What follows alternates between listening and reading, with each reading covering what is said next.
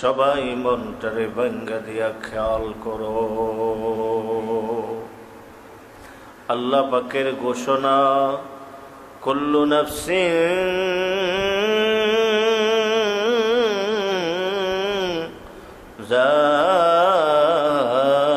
যায়িকাতুল মাউত।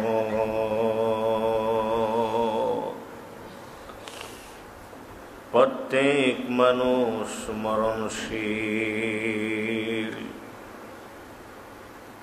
হযরতে আদম আলাইহিস সালাতু ওয়াস সালাম, আমাদের পিতা,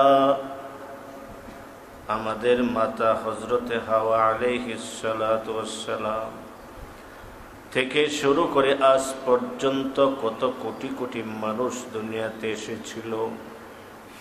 কই আজ থেকে 100 বছর আগের মানুষ তো আর পাওয়া যায় না। বোঝা গেল প্রত্যেক মানুষ মরণশীল। এবার খেয়াল করো, আল্লাহ পাক তো জানায় দিয়েছেন প্রত্যেক মানুষ মরণশীল। তো এবার খেয়াল করো, তুমি আর আমি যে গ্রামে বাস করি, যে রাস্তা দিয়ে চলি, বাজারে যাই, মসজিদে যাই, মাঠে কাজ করি, সেই গ্রামে সেই বাড়িতে তোমার আমার মতো অনেক মানুষ বাস করত। সেই গ্রামে অনেক মানুষ, অনেক মা, অনেক বাবা চাচা বাস করত। এই রাস্তা দিয়ে চলতো, বাজারে যাইতো, মাঠে কাজ করতো, মসজিদে যাইতো। আজকে দেখি সেই মানুষগুলি আর গ্রামে নাই। আজকে দেখি সেই মানুষগুলি আর রাস্তা দিয়ে চলে না।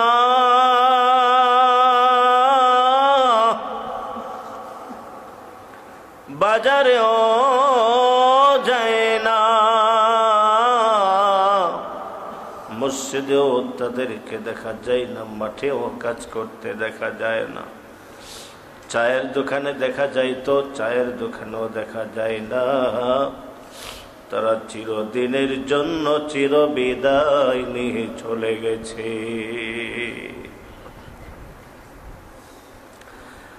আমার সামনের বাবা ভাইয়েরা,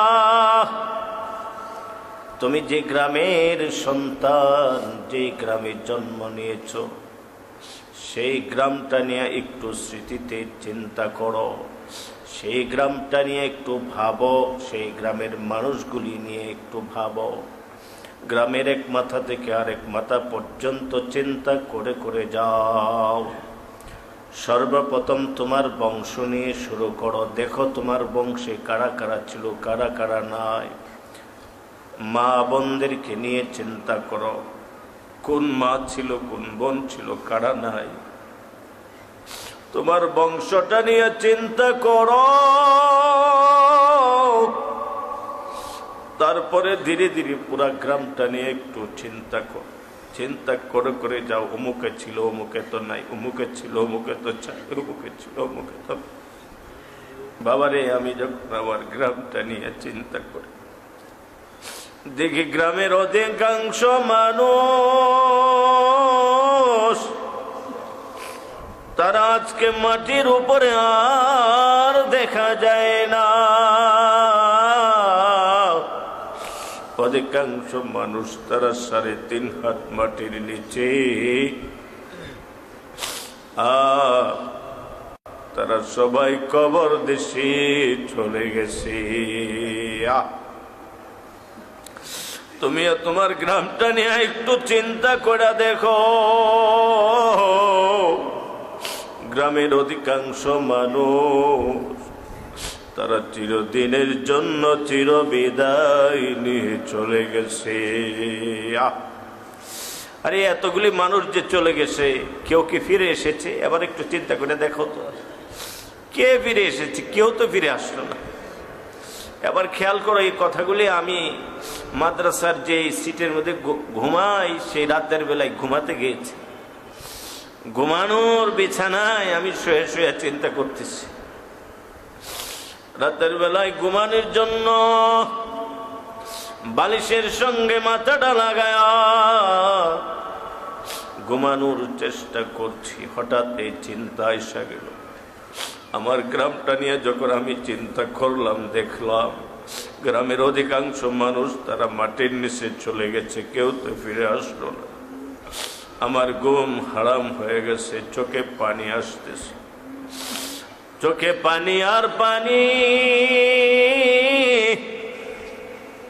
সাথী ভাইরা ঘুমায় গেল, আমার ঘুম আর আসে না, আমার শুধু কান্না আর কান্না। হঠাৎ চিন্তা করে দেখলাম নিকটাত্মীয় অনেকে নাই, চলে গেছে, চিরবিদায় নিয়ে চলে গেছে।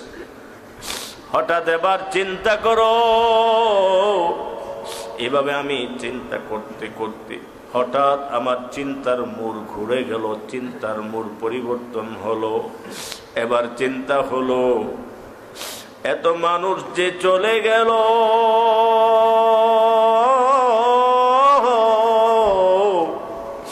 কেউ তো ফিরে আসলো না, না জানি কখন আমার ডাক চলে আসে, আমারও আখিরাতের সফর শুরু হয়ে যায়। না জানি কখন আমার ডাক এসে যায়, আমি কাঁদতেছি আর চিন্তা করতেছি, ভয় লাগতেছে। হঠাৎ চিন্তা আরো গভীর হয়ে গেল, আজকে রাত্রিটা কি আমার উপর দিয়ে অতিবাহিত হয় কি না আমার তো জানা নাই, কারণ মানুষের কখন মালাকুল মউত চলে আসে কেউ তো জানে না। আমার ভয় লাগতেছে, আরো বেশি ঘুম আর আসতেছে না, মনটারে ভাঙ্গা দৌড়ি বাবা, এত বেশি ভয় লাগতেছে, ঘুম আর আসতেছে না। না জানি আজকে রাত্রে আমার বিছানায় মালাকুল মউত আজরাইল আইসা যায়। এভাবে কিছুক্ষণ চিন্তা করছি আর কাঁদতেছি আর কাঁদতেছি কাঁদতেছি। এবার খেয়াল করো, চিন্তা করতে করতে করতে করতে হঠাৎ দেখি মালাকুল মউত আজরাইল তার ভয়ঙ্কর চেহারা, ভয়ঙ্কর শরীরটা নিয়া তোমার আমার বিছানার সামনে এসে দাঁড়ায় গেছে। মনটারে ভাঙ্গা দিয়া খেয়াল করো, তুমি বিছানায় শোয়া, তোমার বিছানার সামনে আজরাইল মালাকুল মউত, আজরাইলকে দেখতেছো। এবার খেয়াল করবে বাবা, আজরাইলকে দেখার সঙ্গে সঙ্গে এত ভয় লাগছে, এত আতঙ্ক, এত ভয়, এত ভয়ঙ্কর চেহারা নিয়ে হাজির হয়ে গেছে। আজরাইলের চেহারা শরীর দেখা তোমার আমার ভয়ে চক্ষু দুইটা উল্টে গেছে, শরীরটা থরথর থরথর কইরা কাঁপতেছে, শরীরের প্রত্যেকটা পশম দাঁড়ায় গেছে। তোমার আমার রুহটা 360টা জোড়া জোড়ায় দৌড়াদৌড়ি শুরু করছে। কিভাবে আজরাইলের হাত থেকে বাঁচা যায়? সবাই মনটারে ভাঙ্গা দিয়া খেয়াল কর, মালাকুল মউত আমার বিছানার সামনে উপস্থিত। এবার আস্তে আস্তে আমার 3.5 বডির বড় বড় রগগুলি ছিঁড়া শুরু করছে, রগ ছিঁড়তেছে, শরীর আস্তে আস্তে ঠান্ডা হয়ে যাইতেছে। হঠাৎ দেখি, খেয়াল করো, তোমার আমার বুকের মধ্যে একটা জোরে থাপা দিয়া দিয়েছে। খেয়াল করো, মনটারে ভাঙ্গা দাও। হঠাৎ দেখি তোমার আমার রুহটা কবজ করে ফেলেছে।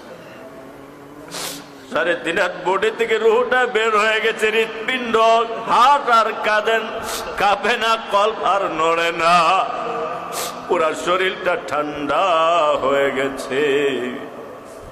শেষ রাত্রি সকল ছাত্ররা তাহাজ্জুদের জন্য উঠে, তুমিও বিছানায় শায়িত, খেয়াল করো, ডাকতেছে, এ ভাই উঠো, এ ভাই উঠো, এই জুবায়ের ভাই উঠো। সবাই নিজের নামটা নিয়ে খেয়াল করো, তোমাকে ডাকে। সবাই উঠলো, তুমি আর আমি খেয়াল করো, আমি তো উঠতে পারলাম না। হঠাৎ একজন সাথী ভাই, আমার শরীরটা দইরা দেখে শরীরটা একেবারে ঠান্ডা, নাকের মধ্যে হাত দিয়ে দেখে নিঃশ্বাস আর জারি না, নিঃশ্বাস বন্ধ হয়ে গেছে। এমনিতেই সকল সাথীর মধ্যে আলান হয়ে গেছে, আমাদের অমুক ভাই তো আর না। সাথীরা তোমার আমার লাশের পাশে এসে ভিড় করতেছে, সাথীরাও কাঁদতেছে, হায়রে আমাদের অমুক সাথী তো মারা গেছে, মনটারে ভাঙ্গে দাও। এমনিতেই সবাই তাহাজ্জুদ পড়লো, তুমি তো তাহাজ্জুদ পড়তে পারলা না, মনটারে ভাঙ্গা দাও রে বাবা। ফজরের আজান হতে না হতে তোমার বাড়িতে তোমার মা বাবাকে উস্তাদরা ফোন করে জানাইতেছে, আপনাদের সন্তান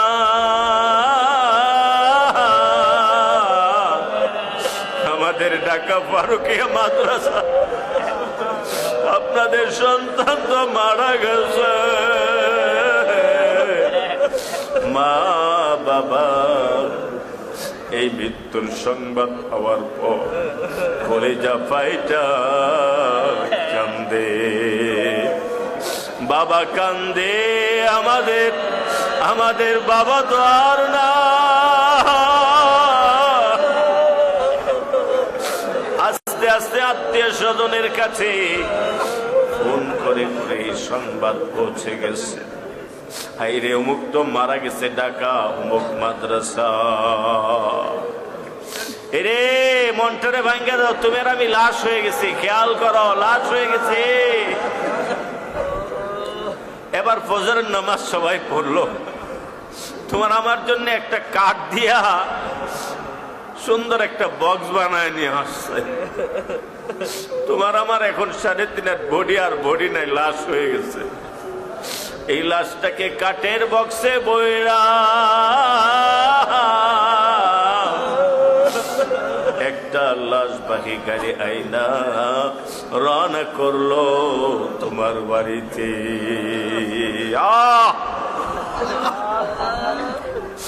তোমার গ্রামের নিকটে পৌঁছতে না পৌঁছতে গ্রামের লোক, বংশের লোক সামনে আগায়া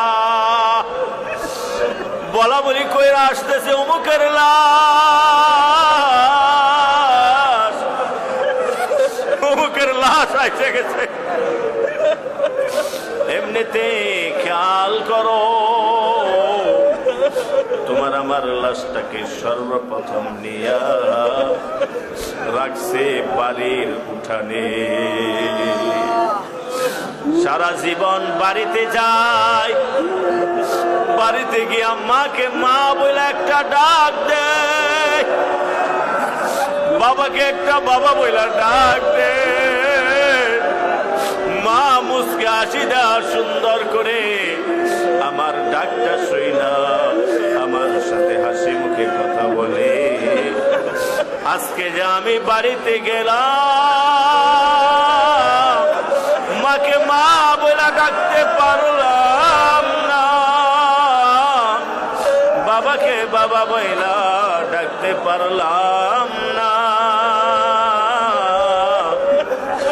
সারা জীবন বাড়িতে যাই, বাড়িতে গিয়া ঘরে প্রবেশ করি, ঘরে ঢুকে মা সর্বপ্রথম আমাকে বলে বাবা হাত ধরতে করে আসো, মুখ ধরতে করে আসো। মা কত সুন্দর আদরের হাত দিয়া ভাত খাবার সামনে আইনা উপস্থিত করে দেয়। আজকে আমার ঘরে ঢুকারও শক্তি না। মনটারে ভাঙা দাও রে বাবা, তুমি আর আমি লাশ হইয়া আছি। ঘরেও ঢুকতে পারি না, মাকে মাও বলতে পারি না, বাবাকে বাবাও বলতে পারি। লাশ হয়ে আসে খাটিয়াটা, এই বক্সটাকে রাখছে উঠানের মধ্যে। এবার চাচা ভাই আত্মীয় স্বজন সবাই আসতেছে, মা কলিজা পাটায় কাঁদতেছে, বাবা কাঁদতেছে, বোন কাঁদতেছে।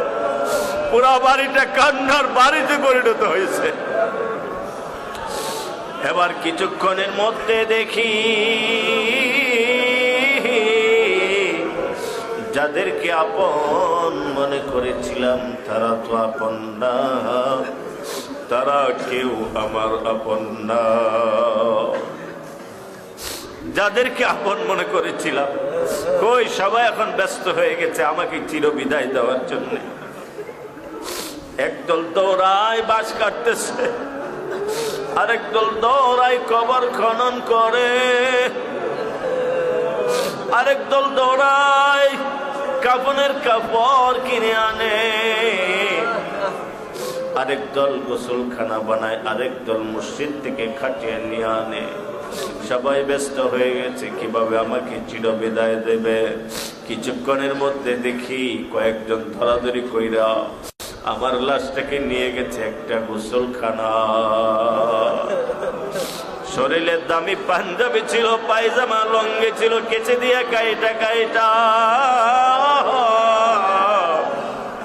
পুরা শরীরটাকে বিবস্ত্র কইরা বড়ই পাতা মিস্ত্রিটা গরম পানি ঢালা শুরু করলো। জীবনের শেষ গোসল রে বাবা, মনটারে ভাঙ্গা দাও। এই দুনিয়াতে বুঝি আর গোসল দেওয়া হবে না। দুনিয়ার শেষ গোসল রে বাবা, কেমন ভাবে গোসল দেয়? আমি তো মরা লাশ, হাত পা সব মরা লাশ। আমাকে কাইট করে আমি কাইট হই, শোয়াই শুই, যেদিকে শোয়াই সেদিকে শোই। সাবান মেখে জীবনের শেষ গোসল দিতেছে। মনটারে ভাঙ্গা দাও রে বাবা। কিছুক্ষণের মধ্যে গোসল শেষ হয়ে গেছে। এবার গোসল শেষ হওয়ার পর কয়েকজন দরাদরি কইরা তোমার আমার লাশটাকে নিয়ে গেছে মসজিদের যে খাট, যা দেখলে ভয় লাগতো। সেই খাটের মধ্যে 3 টুকরা কাপড়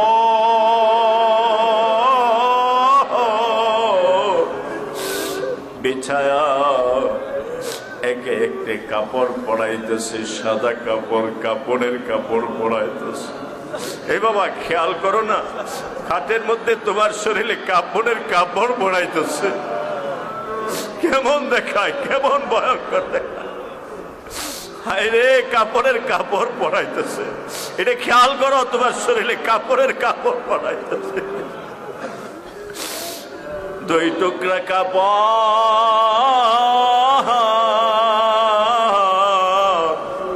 পরায়া 3 টুকরা কাপড় পরা। এখন খেয়াল করো, 3.5 হাত বডির উপরে শুধু সাদা কাপড়। আমি সাদা কাপড়ে প্যাকেট হয়ে আছি। মাথার মুষ্টিও বাঁধা, পায়ের মুষ্টিও বাঁধা। কেমন দেখায়? 3.5 হাত বডি এখন কাপড়ের মধ্যে আছে। হায়, কানের মধ্যে তুলা, নাকের মধ্যে তুলা দিয়ে রাখছি। এমনিতেই জানাজারও সময় হয়ে গেছে। এদিক দিয়ে এলাকায় মাইক বাইর হয়েছে, মাইকে ঘোষণা দিতেছে অমুকটা মারা গেছে, ওনার জানাজা বিকাল 5টায়, আসরের নামাজের পর অমুক মাঠে অনুষ্ঠিত।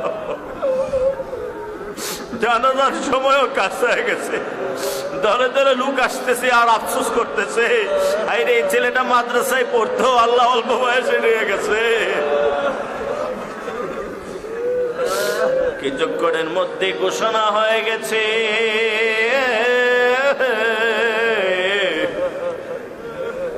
আমরা যারা জানাজা পড়ব সবাই অমুক মাঠে হাজির হয়ে যাও, উপস্থিত হয়ে যাও। দলে দলে সবাই অমুক মাঠে উপস্থিত হয়ে গেছে। আর এমনিতে অমুক মাঠে উপস্থিত হয়ে যাওয়ার পর এমনিতেই তোমার আমার লাশটাকে সবার সামনে নিয়ে রাখছে। তোমার আমার আত্মীয় স্বজন একে একে কথা বলতেছে। সবার শেষে তোমার আমার বাবা সুকাতর হৃদয় চোখে পানি নিয়ে বলতেছে, আমার ছেলেটা মাদ্রাসায় পড়তো, আপনাদের কারো মনে কষ্ট দিয়ে দেখলে আমার সন্তানকে যদি পানা দানা থাকে আমাদেরকে জানাইলে আমরা তা পরিশোধ করে দেব। মনটারে ভাঙ্গা দাও রে বাবা, সবাই মনটারে ভাঙ্গা দাও। এমনিতে ইমাম সাহেব তাকবীর দেওয়া শুরু করে দিয়েছে, আল্লাহু আকবার,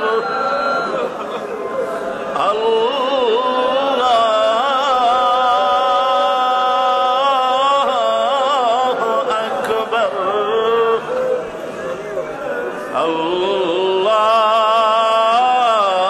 আল্লাহু আকবার। তিন তাকবীর শেষ, মনটারে ভাঙ্গে দাও, এই বুঝে দুনিয়ার শেষ, দুনিয়ার শেষ, এই বুঝে আর দুনিয়ার শেষ। হায় হায় হায়, আল্লাহু আকবার, সালাম ফিরায় ফেলছে। আর এমনিতে তোমার আমার লাশ থেকে সবাই কাঁধে উঠায়া দ্রুত রওনা করলো কবর দেশে। মনটারে ভাঙ্গে দাও, তুমি আর আমি খাটের উপরে লাশ শুয়ে আছি। কিছুক্ষণের মধ্যে তোমার আমার লাশটাকে নিয়ে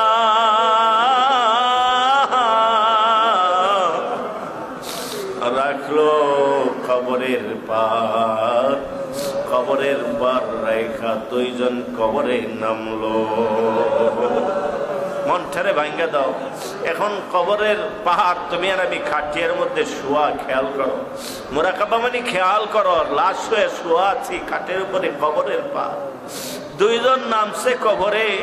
নাইমা তোমার আমার লাশটাকে আস্তে আস্তে কবরে নামাইতেছে, কবরে নামাইতেছে, আস্তে আস্তে কবরে নামায়া কবরের মধ্যে কেবলামুখী করে চুয়ায় দিয়েছে। তোমার আমি লাশ শুয়ে কবরে কেবলামুখী হয়ে শুয়ে আছি রে বাবা। এমনিতে হঠাৎ দেখি দুইজন লাফ দিয়া উঠে গেছে। তুমি আর আমি লাশ শুয়ে শুয়ে আছি রে বাবা। এমনিতে কবরের মধ্যে বাঁশের খাটিয়া দেওয়া শুরু করে দিয়েছে। কবরের মধ্যে বাঁশের খাটিয়া কলা বড়, আস্তে আস্তে মাটি। খেয়াল করো, তুমি আর আমি সাধারণ মাটির মধ্যে শুয়ে আছি, তোমার আমার উপরে আবার বাঁশের খাটিয়া কলা বড় মাটি দেওয়া শুরু করছে।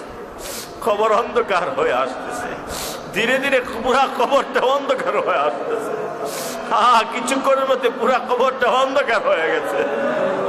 কিছুক্ষণের মধ্যে খেয়াল করো, দুনিয়ার আলো বন্ধ হয়ে গেছে, দুনিয়ার বাতাস বন্ধ হয়ে গেছে, দুনিয়ার চন্দ্র সূর্যের কানেকশন নষ্ট হয়ে গেছে। পুরা কবরটা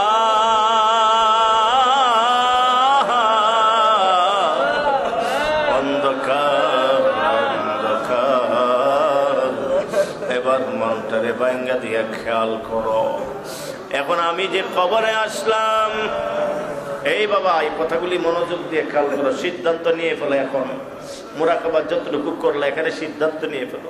হাইরে, আমি যে খবরের মধ্যে একা একা শোয়া আছি, কই আমার বাবার সঙ্গে হইল না, অথচ বাবা কত আদর করে পালল, মা গর্ভে ধারণ করলো, মাও তোমার সঙ্গে হইল না, এখন আল্লাহ আমার সঙ্গে না, এর চেয়ে পুরা কবর আর কেউ হতে পারে। আর এমনিতে দেখি দুইজন ফেরেশতা আইসা ঢুকে পড়ছে কবরে, সওয়াল জবাব করার জন্য আইসা প্রশ্ন করতেছে মার রব্ব। কারণ আমার ইমানের মধ্যে ইহসান ছিল না, ইমান কামেল ছিল না, ইমানের মধ্যে ইহসান ছিল না, যার কারণে আমার তাকওয়া ছিল না, হেদায়েত ছিল না, আমার মধ্যে ইখলাস ছিল না, আমার মধ্যে আল্লাহর গুলামি বা দাসত্ব ছিল না, আমার মধ্যে আল্লাহর পরিচয় বা আল্লাহর মারিফাত ছিল না, আমার মধ্যে দ্বীন ঈমান ছিল না। হঠাৎ করে দেখি দুইজন ফেরেশতা এসে আমাকে প্রশ্ন করতেছে মার রব্বুক, এই বান্দা রবের পরিচয় দাও, তোমার রবকে। আমার জবান দিয়া বের হইতেছে হা লা আদরি, হায় আফসোস আমি তো জানি না, আমি তো জানি না। ওমা দিনু, এই ধর্মের পরিচয় দাও। ধর্ম তো আমরা মানি নাই, ধর্ম তো পালন করি নাই, এখন ধর্মের পরিচয় দিতে পারলাম না, বলতেছি হা লা আদরি, হায় আফসোস আমি তো জানি না। বলতেছে মান নবিয়্যুক, তোমার নবীর পরিচয় দাও। আমি বলতেছি হায় আফসোস আমি তো জানি না। যে আল্লাহ এত দয়া করে সৃষ্টি করলো, এত দয়া করে রিজিক দিয়া লালন পালন করলো, যে আল্লাহ এত দয়া মায়া করিয়া মাদ্রাসায় নিয়ে আসছিল, আজকে সে আল্লাহকে বইলা, আল্লাহকে না মাইনা, আল্লাহর গোলামি না কইরা কবরে গেলাম, তিন প্রশ্নের জবাব তো দিতে পারলাম না।